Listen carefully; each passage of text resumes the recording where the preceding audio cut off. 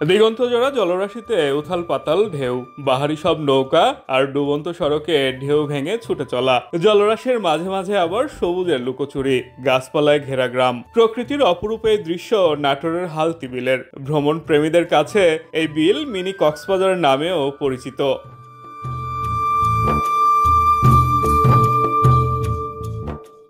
অথই পানি, শীতল বাতাস আর ছোট বড় ঢের চোখ জোড়ানো দৃশ্যে মুখরিত হয়ে ওঠেন বিলের পর্যটকেরা।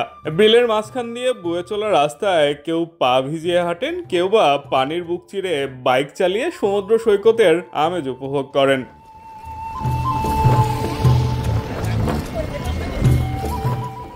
কেউ কেউ আবার বাহারি রঙের নৌকায় চেপে ঘন্টার পর ঘন্টা পানিতে ভেসে চলেন। সঙ্গী, বন্ধু বান্ধব, পরিবার অথবা স্বজনদের সাথে দর্শনার্থীদের আনন্দ উত্তেজনা থাকে চোখে পড়ার মতো।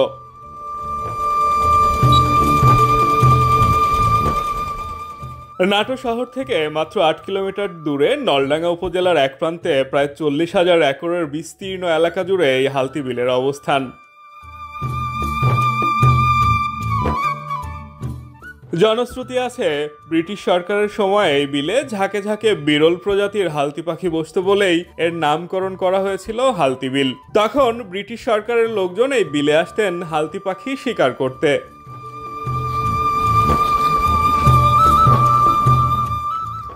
দেশের সবচেয়ে গভীরে বিলে প্রায় সারা বছরই পানি থাকলেও বর্ষায় বার্নই, আত্রাই সহ বিভিন্ন নদীর পানি বিলে ঢুকে পুরো বিলকে দিগন্তহীন সমুদ্রের মতো বানিয়ে ফেলে।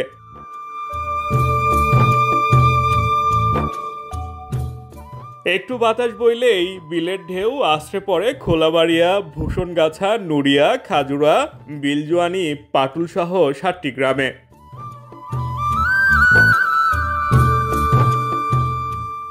হালতি বিলের এত নির্মল সুন্দর পরিবেশ দেখে খুশির মাত্রা কয়েক গুণ বেড়ে যায় ভ্রমণ পিপাসুদের মনে।